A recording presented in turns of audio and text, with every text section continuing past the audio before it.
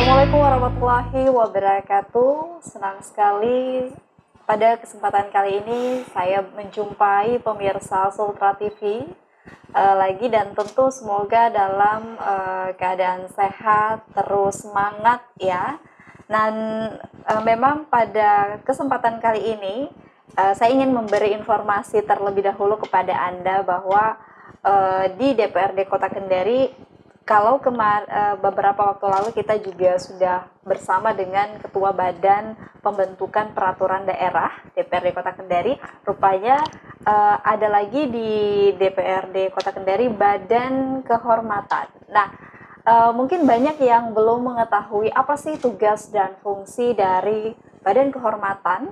Tapi sedikit saya kasih pengantar untuk Anda bahwa memang di dalam DPRD itu ada yang namanya Badan Kehormatan dengan memiliki tujuan mengamati, mengevaluasi disiplin, etika, dan moral para anggota DPRD dalam menjaga martabat dan kehormatan sesuai dengan kode etik yang ada. Tapi nanti mungkin akan lebih dijelaskan oleh narasumber saya yang sudah hadir pada kesempatan kali ini. Kami ucapkan terima kasih terlebih dahulu kepada Bapak Laode Lawama SH selaku Ketua Badan Kehormatan DPRD Kota Kendari.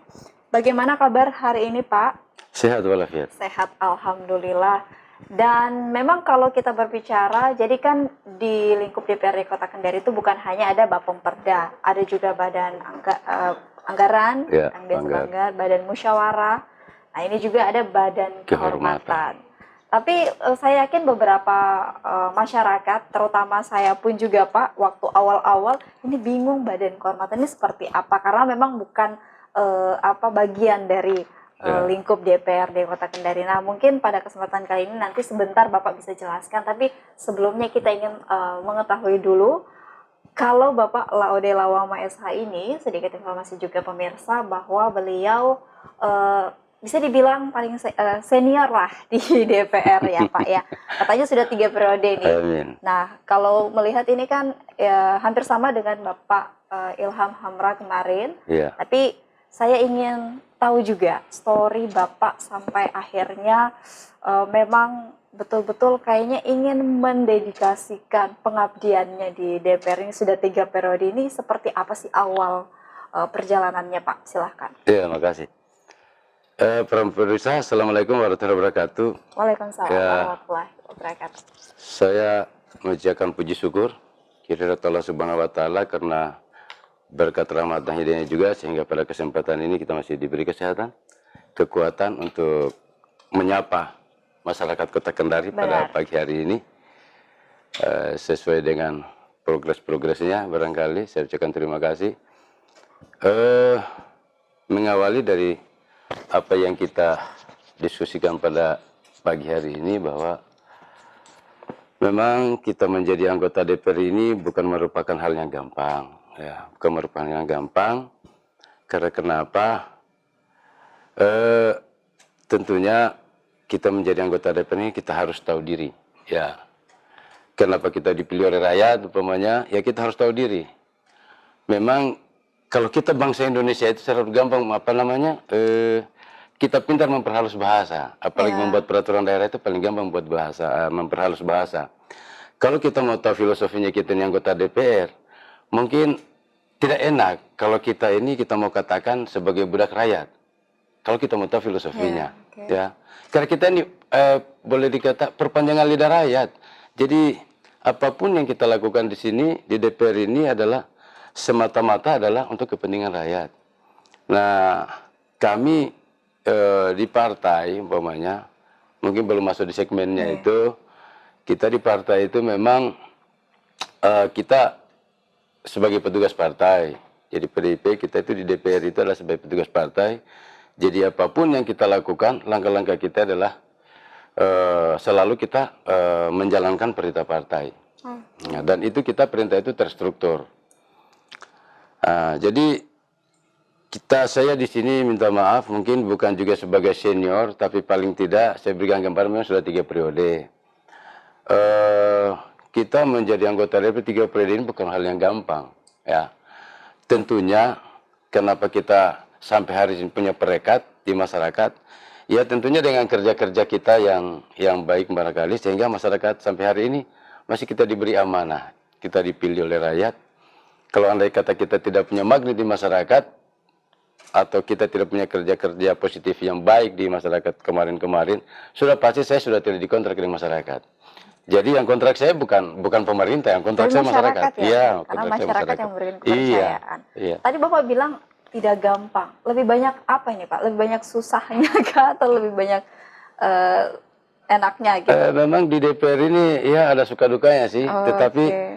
eh, saya juga berpikir bahwa dalam dalam jabatan ini tidak mungkin semua masyarakat juga kita puaskan ya. Karena apa? Karena memang di DPR ini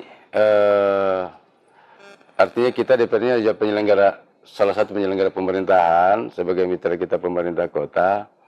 Tentunya itu tidak terlepas dari kemampuan daerah kita ya, kemampuan daerah kita.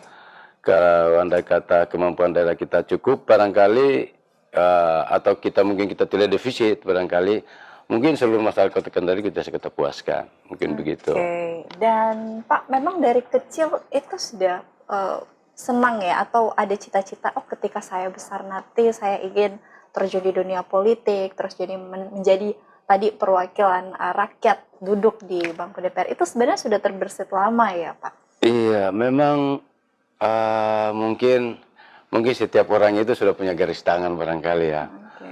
Tapi memang itu kata orang-orang tua dulu bahwa apa namanya gambaran-gambaran itu sudah ada.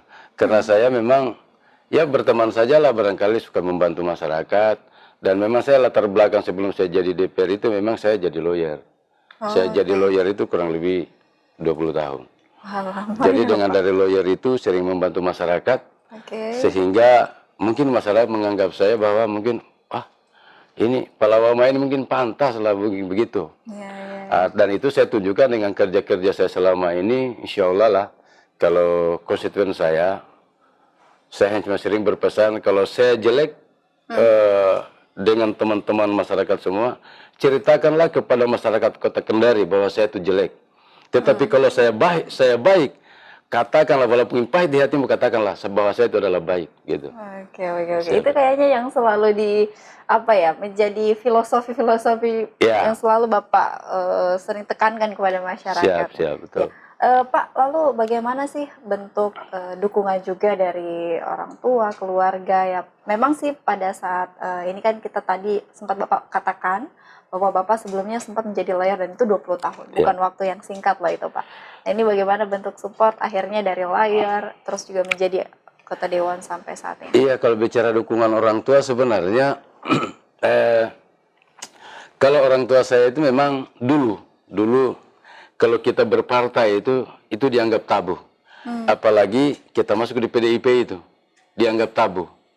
Karena orang selalu beranggapan bahwa PDIP itu adalah partai yang berbahaya. Tapi memang ternyata berbahaya. Ternyata hari ini PDIP itu berkuasa. Iya. Saya garis bawahi bahwa kenapa itu berbahaya, dianggap bahwa ketika kita afiliasi di luar partai Golkar dulu, bahwa itu dianggap itu adalah ekstrim. Padahal sesungguhnya kita itu cuma menjalankan, ya PDIP itu adalah menjalankan filosofi-filosofi yang dijalankan oleh Bung Karno. Bahwa kita sering hidup bergotong royong. Dan hari ini saya begini karena cara hidup saya bergotong royong di masyarakat. Oke. Itulah yang akhirnya terus di... Ya, kalau orang tua saya dulu tidak dukung saya. Oh, kalau gitu. saya berpartai. Berapa lama Pak akhirnya didukung nih sama orang tua?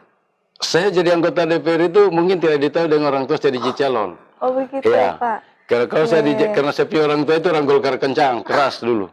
Agak sedikit beda. Iya, agak beda. Oke, tapi sekarang sudah mulai adem ya Pak? Sangat paham bahwa ternyata partai itu adalah bukan merupakan gerakan-gerakan negatif, tapi itulah gerakan-gerakan positif. Dari beberapa partai politik menuju satu arah adalah tujuannya adalah kesejahteraan masyarakat semua. Oke, seperti itu pemirsa ya.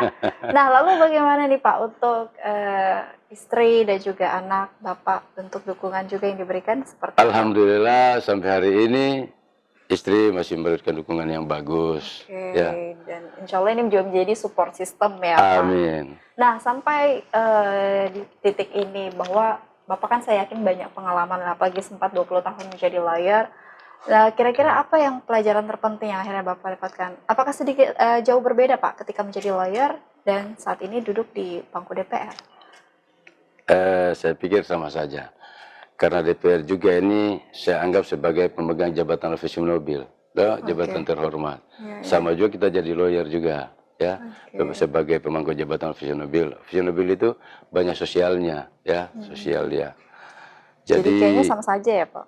Sama saja. Sama saja. Artinya kerja-kerja lawyer dengan kerja-kerja yang di masyarakat itu saya pikir memang sulit. Tetapi saya tidak menerima yang namanya kata-kata sulit. Karena prinsip saya itu adalah hal yang sulit untuk saya pikirkan adalah pikiran saya yang tertutup. Oh, Ya. oke, luar biasa. Jadi kayak Ya. prinsip itu apa ya, singkat tapi membekas sebenarnya ya. Dan Gitu. apakah prinsip inilah yang akhirnya membuat Bapak terus survive seperti itu, Pak? Iya, saya yakin bahwa dengan prinsip seperti ini, saya mungkin yakin lah saya tetap survive. Hanya cuma saya survive saya ke depan, saya tidak tahu apakah saya masih tetap di kota atau di provinsi. Tetapi tentunya itu adalah kembali lagi kepada perintah partai. Kalau saya tetap di kota, di kota. Kalau di provinsi, di provinsi. DPR RI saya lebih siap. Oh, Ya. siap. Nah, lalu Pak, ini kan juga penting sebenarnya biar ini bisa menjadi inspirasi juga untuk anak-anak muda terlebih. Apa sih sebenarnya yang harus paling kita perhatikan, Pak, ketika memang mempunyai prinsip hidup dan sebenarnya ingin tetap terus survive? Sebenarnya apa yang harus perlu diperhatikan? Kalau pengalaman saya waktu muda, yang penting itu satu, prinsip. Prinsip saja. Oke. Kita hidup ini harus ada prinsip.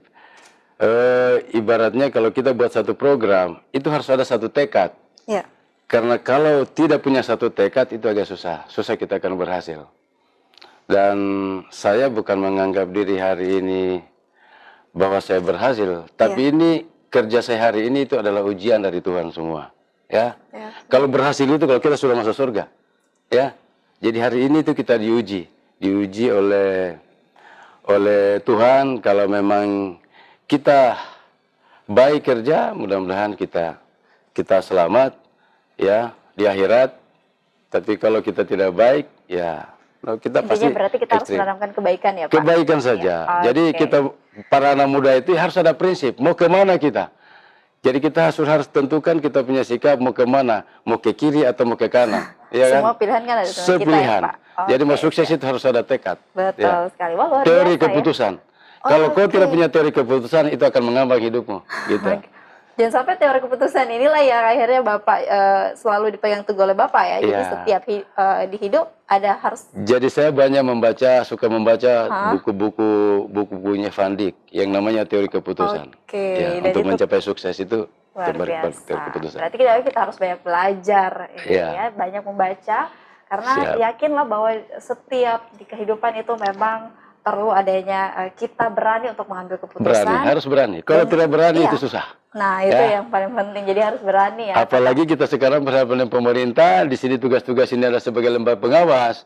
Nanti hanya persoalan karena kasihan Pak Wali Kota, kita yang sama-sama penyelenggara pemerintahan. Akhirnya kita tidak tegas untuk mengambil sikap-sikap yang diberikan kewenangan untuk kita. Itu harus tegas. Betul sekali. Tentu juga pengambilan keputusan ini ya berdasarkan pertimbangan-pertimbangan serta memang unsur-unsur yang memang mengharuskan untuk mengambil keputusan ya Pak. Jadi tidak hanya mengambil keputusan secara langsung saja tanpa ada pertimbangan seperti itu. Nah, baik pemirsa, kita masih akan kembali setelah yang satu ini. Tetap bersama kami di Dewan Kota Kendari Menyapa.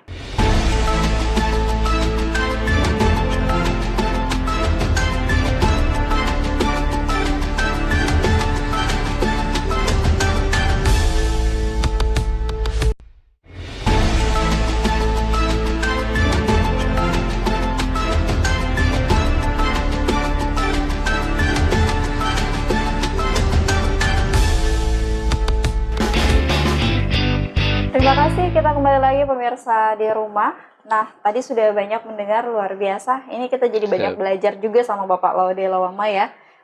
Rupanya kalau kita hidup memang butuh yang namanya prinsip, butuh yang Prinsip namanya keberanian, harus ada tekad. karena saya sepakat pasti hidup ini begitu keras ya Pak ya, Keras. butuh perjuangan. Jadi memang banyak sekali hal-hal yang mungkin kita terutama yang masih muda-muda ini bisa kita lakukan lagi untuk meningkatkan semangat serta apa ya, keyakinan bahwa kita bisa sukses pasti dengan berbagai cara yang pasti akan kita hadapi ya. Siap, Jadi ya. tantangan-tantangan itu kita sudah harus mulai pikirkan kira-kira seperti apa upaya yang bisa kita lakukan. Nah, tadi sempat di awal saya sampaikan kepada Anda bahwa Bapak Laude Lawama SH ini selaku Ketua Badan Kehormatan DPRD Kota Kendari. Siap. Mungkin Pak bisa dijelaskan dulu, Badan Kehormatan tujuannya sebenarnya itu ada di lingkup DPRD Kota Kendari seperti apa sih Pak? Silakan. Ya, terima kasih Dek. Memang Badan Kehormatan ini merupakan kepala Dewan DPRD Kota Kendari. Yang memang kalau Badan Kehormatan ini kalau di institusi Polri itu atau TNI sebagai provosnya lembaga itu. Kalau kita di DPR ini ya provosnya DPR ini adalah Badan Kehormatan. Karena Badan Kehormatan ini adalah mengawasi teman-teman tentang beretika. Ya, beretika termasuk bagaimana kehadiran di kantor, mengikuti sidang-sidang, rapat-rapat.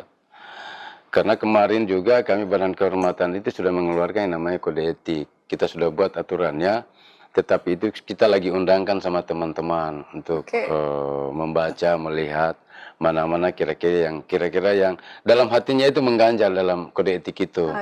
Nanti itu pada akhirnya akan diadakan rapat pleno untuk kode etik itu, untuk bagaimana teman-teman bisa memproteksi.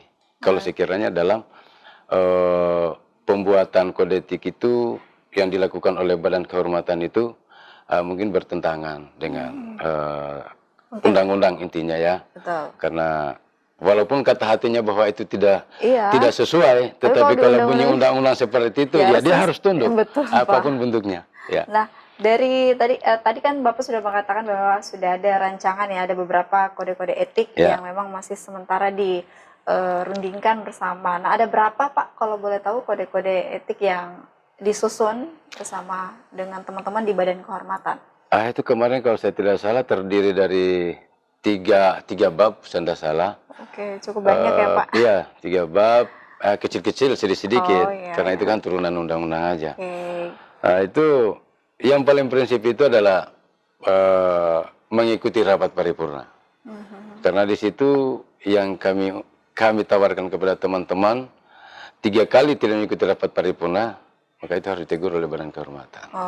Ya, karena memang ini kan suatu keharusan juga ya, memang ini juga peraturannya ada di undang-undang. Ada. Lalu bagaimana Pak, kalau saya juga sempat melihat tadi sebelum kita wawancara ya pemirsa, bahwa memang susunan khusus di Badan Kehormatan ini cukup sedikit sih anggota, bahkan Bapak juga ketua merangkap sebagai anggota. Nah ini bagaimana Pak bentuk kolaborasi yang dibangun?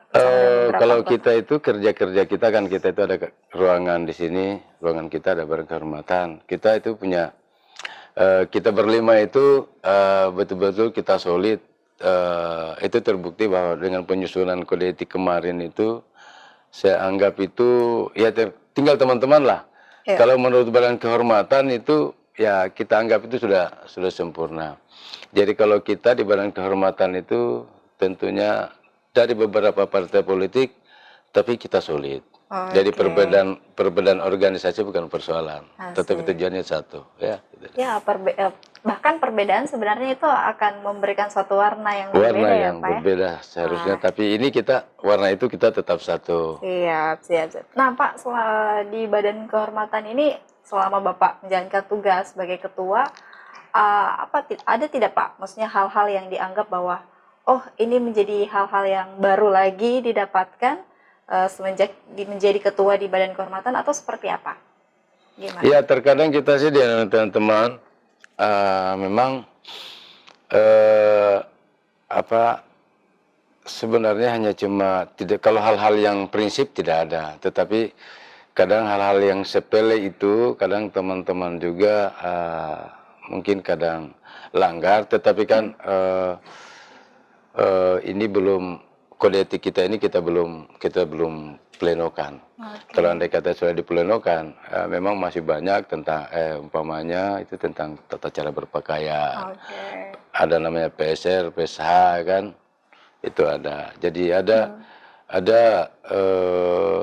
kode-kode etiknya kalau setiap kita apa paripurna atau kita rapat-rapat biasa. Kadang juga teman-teman kayak pakaian saya ini, kalau dibilang kode etik ini sebenarnya tidak memenuhi syarat. Karena ini bukan pakaian DPR sebenarnya. Sudah ada memang pakaian yang difasilitasi oleh pemerintah. Betul. Untuk kita pakai itu. Oke, selama menjabat sebagai ketua Badan Kehormatan, Pak, terdapat apa ya? Ada tantangan tersendiri tidak dirasakan atau iya, ada tantangan tersendiri. Apa itu, kalau ketika kita umpamanya berpakaian lain daripada yang lain, umpamanya kita pasti diproteksi juga dengan teman-teman. Itu pasti dan itu keras. Dan saya perlu sampaikan bahwa hari ini saya ini karena pakaian begini bukan hari ini kita berkantor, tapi hari ini kita ditugaskan untuk turun di masyarakat, untuk kita ikut reses. Jadi pakaian saya bukan pakaian dinas kantoran di sini. Jadi jangan sampai nanti kalau dilihat nanti disoroti lagi. Ya gitu, teman-teman proteksi saya kenapa pakaian begini. Sehari ini itu turun lapangan. Jadi memang kan ada pasti pertimbangan-pertimbangan kenapa akhirnya menggunakan kostum. Mungkin yang saat ini Bapak Laude Lawama gunakan ya, karena memang mungkin sebentar akan melakukan reses lagi, langsung turun ke masyarakat, dan memang banyaklah menjalankan tugas untuk dilakukan gitu. Jadi jangan sampai ini menjadi sorotan juga. Pasti semua ada alasannya. Jadi memang kayaknya di Badan Kehormatan ini ya Pak, ada plus minusnya apa ya? Ada tantangannya juga, ada susah-susahnya juga mungkin. Atau gimana? Sebenarnya kalau kita di sini, sebenarnya kadang teman-teman itu kadang sering mengucapkan bahwa jangan jeruk makan jeruk ya. Oh gitu. Oh, enggak ada istilah begitu. Kalau memang kita salah prikit. Ya. Kalau kita salah prikit, itu tugas Badan Kehormatan. Karena kalau kita juga sudah tidak beretika, ya bagaimana juga kita turun di masyarakat, kan begitu. Jadi dari sini kita belajar mulai etika, mudah-mudahan kita turun di lapangan juga dengan etika kita sini bisa terbawa di masyarakat. Karena kebiasaan itu merupakan apa namanya, dasar untuk kita bisa berekspresi di luar. Tapi karena kalau kita sudah biasa, karena kita sudah biasa salah, akhirnya kita ekspresi keluar juga kadang kita salah. Jadi memang apa yang kita lakukan itu terkadang terbawa karena adanya kebiasaan. Iya, merubah kebiasaan itu butuh 22 tahun. Iya. Cukup lama, itu Pak, itu budaya, ilmu budaya dasar itu dipelajari. 22 tahun. Nah, ini penting nih. Coba kita lihat saja kebiasaan era Orde Baru masuk ke era reformasi, itu kan lama itu. Mengikisnya lebih hampir 20 tahun. Itu merubah kebiasaan itu berat. Nah, ini yang terpenting. Tapi memang kalau kita tidak ada niat untuk merubah, ini juga gawat juga ya, Pak ya. Betul. Nah, lalu Pak, ada tidak program-program atau upaya-upaya strategis yang juga disusun ini oleh Badan Kehormatan? Kalau yang lain kan mungkin juga upaya-upaya atau langkah-langkah strategis ke depan memang masing-masing punya. Lalu di Badan Kehormatan seperti apa? Tidak, kalau di sini sebenarnya di Badan Kehormatan ini tidak terlalu begitu. Ini kan hanya cuma bikin turunan undang-undang yang kita buat. Artinya kita mempersempit gerakan itu. Gerakan yang ada dalam undang-undang dan dalam undang-undang informasi general barangkali, tetapi di dalam kode etik itu kita persempit. Karena pada akhirnya juga nanti kita akan buat itu tata cara persidangan. Kalau ada mungkin teman-teman yang sampai apesnya apes dalam hidupnya, mungkin sampai dapat teguran mungkin dari partai, nanti itu kita akan siapkan namanya tata cara beracaranya. Tata cara beracaranya kalau umpamanya dia mau disidang-sidangkan, kalau biasanya teman-teman DPR melakukan pelanggaran-pelanggaran keras umpamanya, yang sekiranya ada surat dari partai politik untuk harus ditindak tegas, ini kalau tidak ada dia punya tata cara persidangannya, itu juga akan lemah. Sehingga kami Badan Kehormatan itu berinisiatif untuk menindaklanjuti pembuatan tata cara beracara. Jadi memang sebenarnya tidak begitu sangat krusial juga ya, dibanding dengan memang kayak kemarin mungkin Bapomperda, terus juga yang lain-lain. Tapi memang di Badan Kehormatan ini tetap bagaimana mengutamakan, ya itu tadi sudah ada, semua ada di undang-undang, jadi tinggal Iya. dipersempit lagi Dipersempit aja. ruangnya. Jadi biar aturan-aturan ini atau kode etik yang memang sudah ada ini bisa sama-sama saling dipahami Iya. untuk seluruh anggota dewan gitu. Nah, lalu Pak, jadi kan kalau memang melihat pantas saja mungkin tidak begitu banyak juga keanggotaan di Badan Kehormatan ya, Iya. paling berlima kalau nggak salah Itu ya. memang ketentuan undang-undang, Sudah harus 5 ketentuan. orang. Iya. Ya. Jadi memang tidak begitu banyak ya Iya. dengan yang lain. Nah, lanjut lagi. Bapak kan memang di sini selain Ketua Badan Kehormatan, Bapak juga merangkap sebagai Ketua Fraksi. Nah, kalau untuk di Ketua Fraksi ini mengemban dua tugas ini gimana, Pak? Perasaan Bapak, apakah kayak merasa terbebani atau gimana? Iya, kan Ketua Fraksi ini kan sebenarnya adalah mengamini perintah-perintah partai. Oke. Jadi Ketua Fraksi itu adalah corongnya perpanjangan tangan daripada partai. Siap. Ya, dalam hal ini PD Perjuangan DPC Kota Kendari ya, PD Perjuangan Kota Kendari. Jadi kalau ada hal-hal penyampaian yang sifatnya teknis oleh partai, ya Ketua Fraksi itu yang menjalankan. Dan kita juga selama ini mendapatkan perintah partai, ya bagaimana caranya kita melibatkan diri, ya keberpihakan kita kepada rakyat. Oke. Nah, mengemban tugas sebagai Ketua Fraksi, sebagai Ketua Badan Kehormatan, apakah Bapak punya cara-cara khusus gitu atau untuk membagi waktu untuk agar biasa sama-sama balance nih Pak tugas dan tanggung jawabnya di dua bidang ini, gimana Pak? Iya, memang kita harus mampu memilah-milah tugas ini. Oke. Karena kalau itu kita jadikan beban pasti berat, tapi kita anggaplah jangan itu kita jadikan beban. Kalau kita dapat pekerjaan itu jangan kita jadikan beban. Jadikan itulah refresh kita punya pikiran, ya. Kita refresh. Yep. Dan memang di setiap fraksi kan saya yakin pasti semua punya visi dan misi ya Pak ya. Yeah. Mungkin tapi ini khusus untuk di fraksi PDIP selaku Bapak sebagai ketua, bagaimana Pak melihat memang saat ini juga perkembangan Kota Kendari, kita lihat bahwa luar biasa, ini berbeda dibanding sebelum-sebelumnya.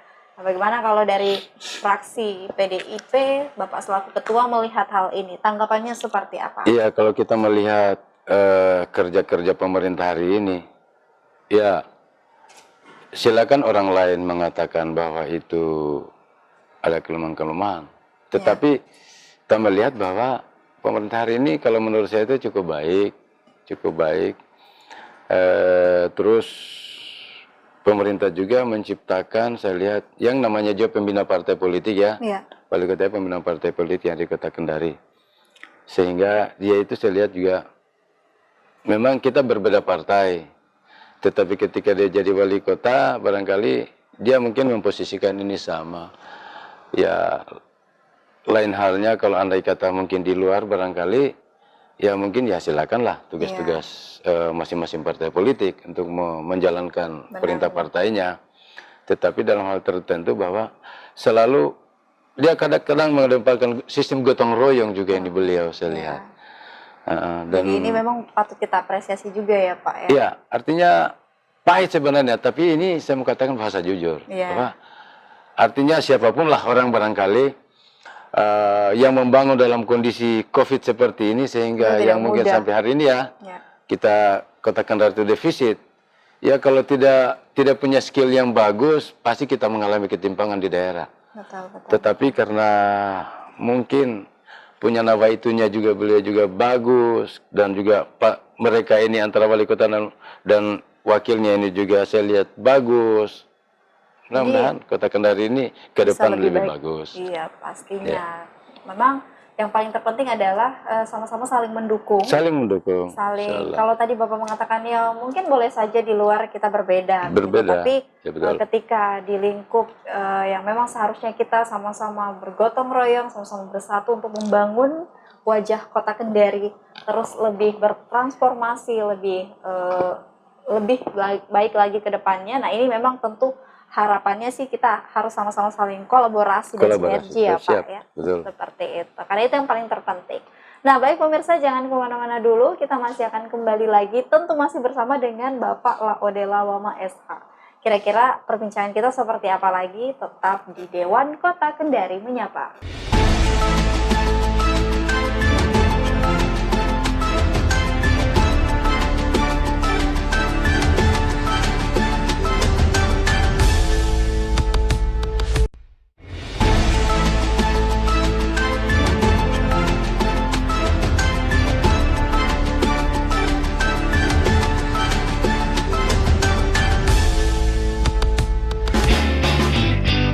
Ya, kita kembali lagi pemirsa di rumah, dan pastinya banyak tadi perbincangan kita yang semoga ini bisa menjadi informasi yang bermanfaat juga untuk pemirsa Sultra TV khususnya yang ada di Kota Kendari, karena memang rupanya banyak hal yang harus kita pahami bahwa yang paling terpenting adalah perbedaan itu jangan menjadikan kita sebagai hambatan untuk kita memberikan berekspresi, memberikan kontribusi yang lebih baik, karena perbedaan ini sebenarnya yang malah menjadikan motivasi untuk kita sama-sama saling melengkapi, saling mengisi ya Pak, seperti itu.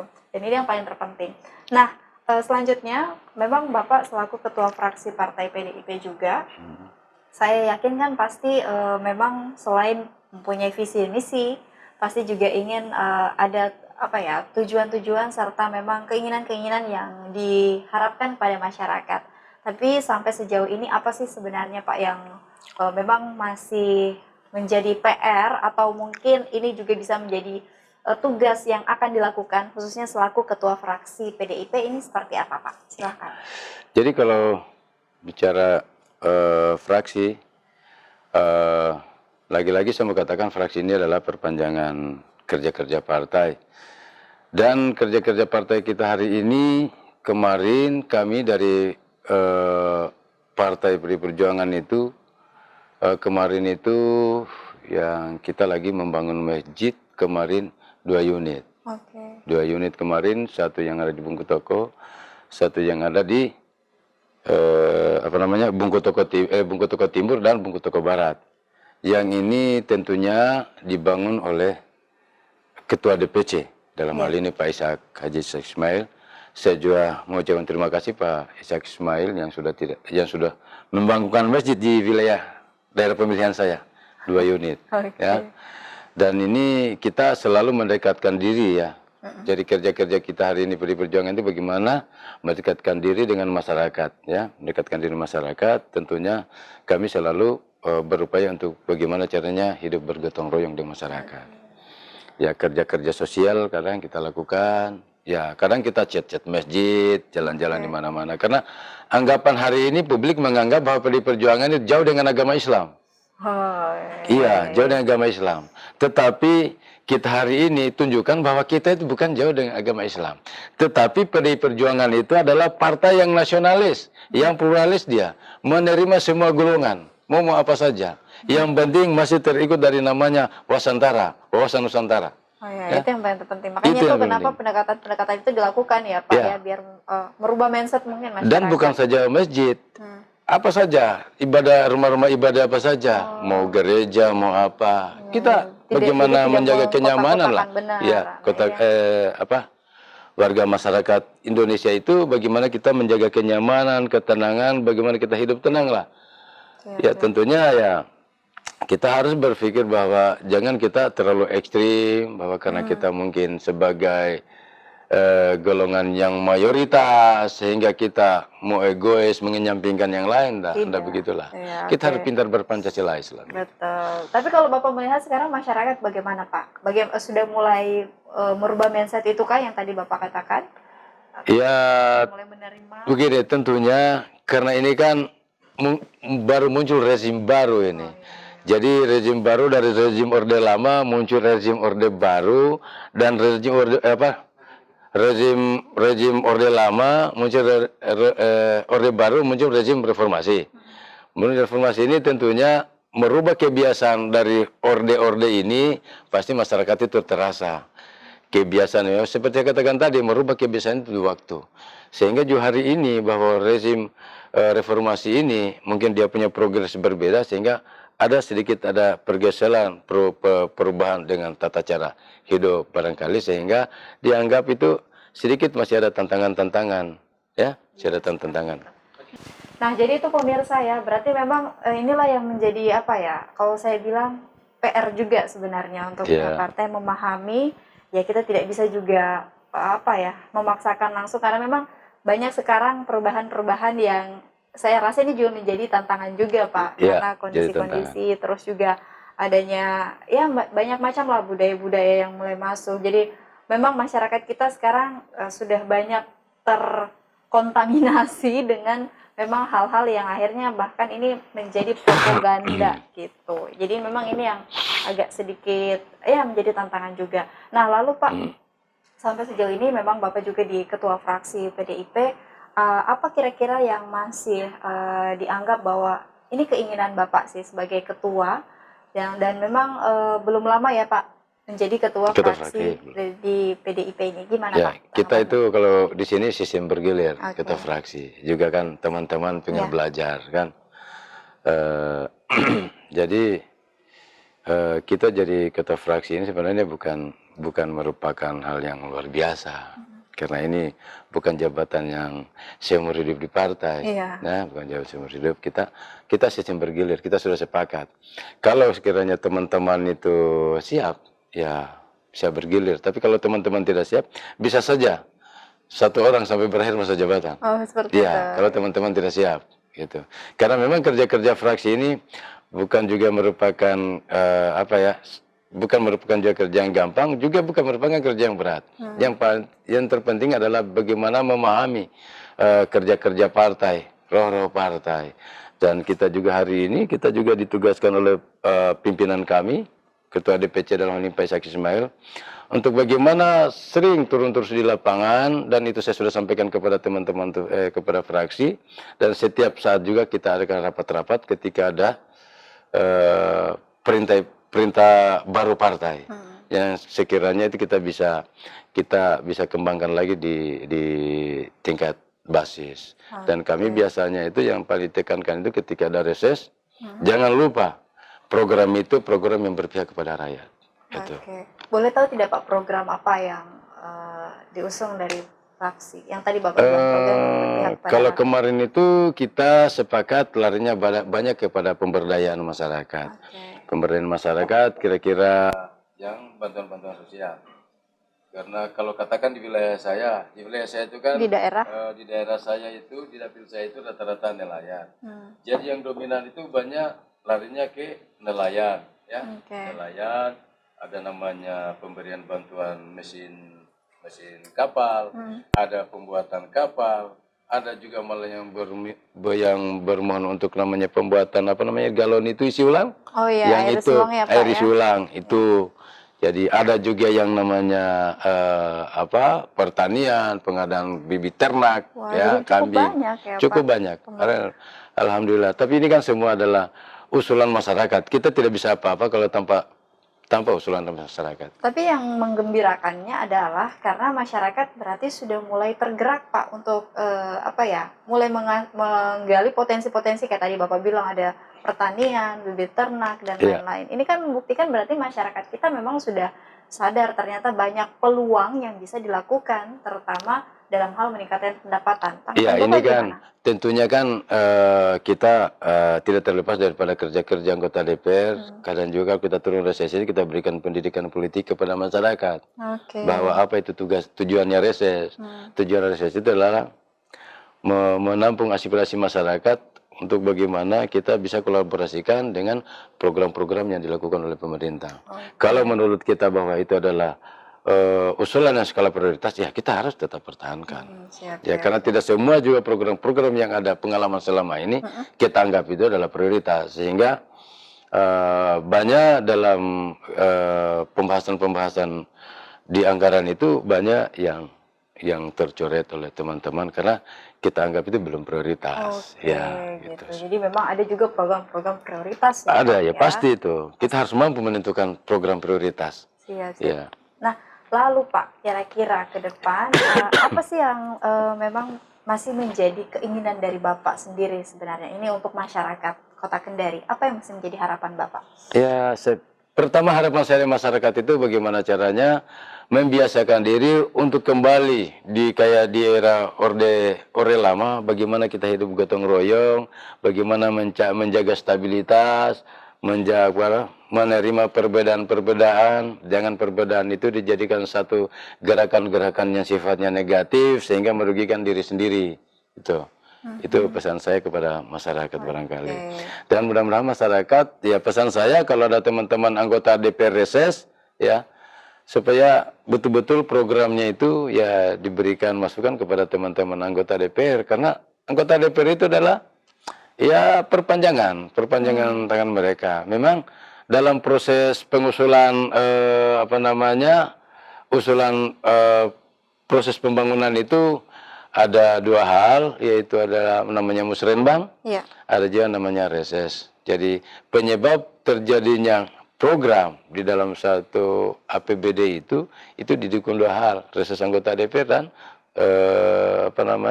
reses anggota DPR dengan musrenbang. Iya, jadi memang DPR ini pun juga tidak bisa menjalankan tugas dengan begitu maksimal tanpa ada dukungan dari masyarakat, ya Pak ya. Tanpa dukungan masyarakat kita tidak bisa bergerak. Nah, sesuai kembali lagi bahwa memang tugas fungsi DPR itu adalah bagaimana sebagai perpanjang tangan dari aspirasi masyarakat. Itu bahasa halusnya.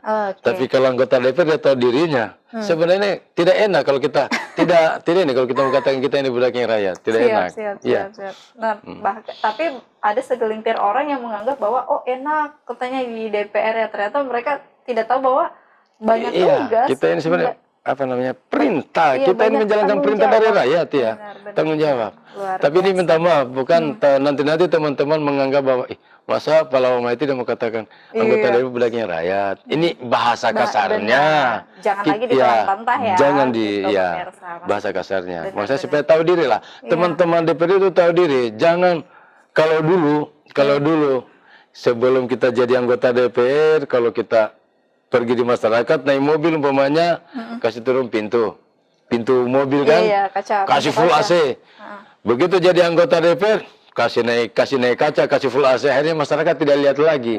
Jadi ceritanya sama dengan politik dorong mobil mogok. Oh begitu, ceritanya ya Pak? Ya, ada juga cerita begitu yang berkembang di masyarakat. Namanya politik mobil mogok.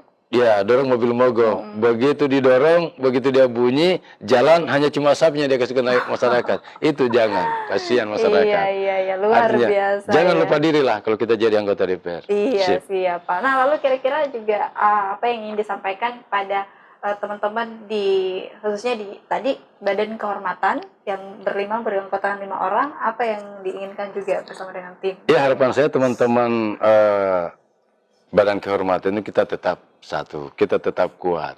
Tunjukkan bahwa Badan Kehormatan itu kuat. Dan harapan juga saya kepada teman-teman juga DPR, mudah-mudahan yang rancangan tentang kode etik kemarin teman-teman sudah bisa baca, sudah bisa proteksi, sehingga harapan saya pada saat nanti di pleno atau di pembahasan yang bersifat pleno itu betul-betul teman-teman itu memberikan masukan positif tentang kode etik itu. Karena kode etik ini baru ini kita akan buat. Kalau dulu itu tidak ada kita kode etik. Nanti sekarang ini baru sudah ada kode etik. Jadi memang butuh masukan-masukan juga ya Pak. Nah baik pemirsa di rumah, luar biasa karena tidak terasa perbincangan saya dengan Bapak Laude Lawama SH ini. Kalau saya sih melihat banyak kata-kata yang bisa akhirnya jadi pelajaran juga, luar biasa. Ini Bapak sebenarnya anggota dewan atau ini ya puitis ya, biasa kata-katanya luar biasa. Mungkin faktor itu tadi, kita memang harus rajin banyak belajar, banyak pengalaman, banyak membaca juga. Jadi makanya memang banyak hal-hal yang bisa kita jadikan pembelajaran seperti itu, luar biasa. Dan tentu pada kesempatan kali ini tak lupa saya mengucapkan terima kasih terlebih dahulu kepada Bapak Laude Lawama SH selaku Ketua Badan Kehormatan DPRD Kota Kendari yang juga sebagai Ketua Fraksi Partai PDIP. Terima kasih Bapak, semoga sehat selalu Dan saya juga ucapkan terima kasih untuk pemirsa di rumah yang sudah menyaksikan program kami. Semoga program tadi ini, perbincangan kita pada kesempatan kali ini bisa memberikan manfaat juga informasi penting yang insya Allah ini bisa diambil hikmahnya ya. Dan kalau tadi ada salah-salah kata atau apa, jangan langsung ditelan masing-masing, Siap. habis itu langsung disoroti Ya, lagi Pak disoroti ya. lawannya, Siap, jangan ya. Oke, dan tentu tetap jaga kesehatan kita di pandemi COVID ya. Semoga kita dalam keadaan sehat selalu. Oke, akhir kata. Jangan lupa jaga jarak. Oh Terus. iya, kita ini jaga jarak Pak pemirsa ya. Jangan lupa terus saksikan program Dewan Kota Kendari Menyapa yang lainnya dan tetap terus stay safe ya. Oke, akhir kata saya beserta kru yang bertugas pamit undur diri. Wassalamualaikum dan sampai jumpa.